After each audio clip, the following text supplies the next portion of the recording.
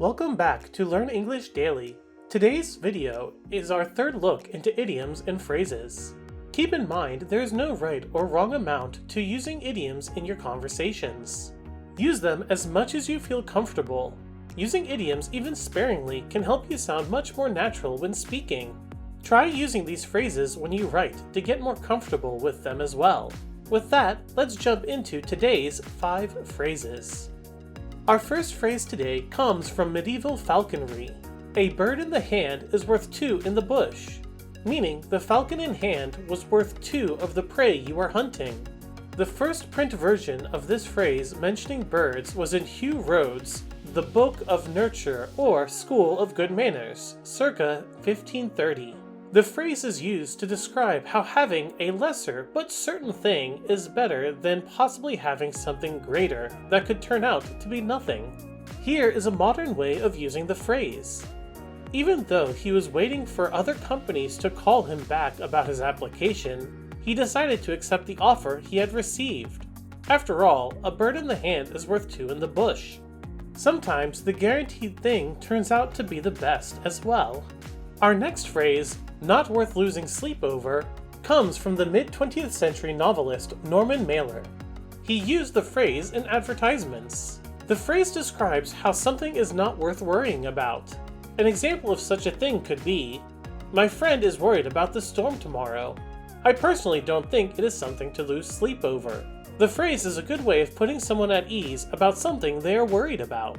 The third phrase we are looking at is a way of explaining how someone can feel energetic after feeling tired. Getting a second wind. This phrase is useful because it can be used in any kind of setting. The phrase dates back to the 1830s. While working late, I was able to catch my second wind and complete my task quickly.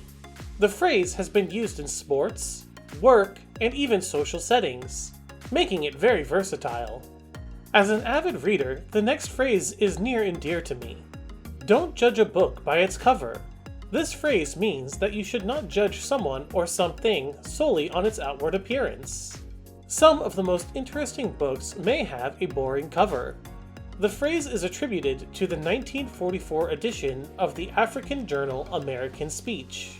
The phrase rose to higher prominence when used in the murder mystery Murder in the Glass Room by Lester Fuller and Edwin Rolfe. You may end up liking your new classmate. Remember, never judge a book by its cover. The phrase is very often used when discussing people. Our last phrase is a clever way of telling people to not make plans based off of things that haven't happened yet. Don't count your chickens before they hatch. You never know what will happen, so be careful when relying on the unknown. This phrase is credited to someone we have discussed in a previous video, Aesop, the Greek fable writer who lived around 620 to 560 BC. Don't celebrate until you get a hard offer. You don't want to count your chickens before they hatch. This is a good way of telling someone to think ahead and be careful. There we have it, another 5 idioms and phrases that you can use in your daily life. As always, try to use them when speaking to others and in your writing. To learn more idioms and phrases, check out our other videos. If you did not see our second video, it is linked in the description down below. If you enjoyed the video, consider leaving a like. If you want to see more videos like this one, please subscribe and hit the bell icon so you are notified when new videos are posted. See you next time!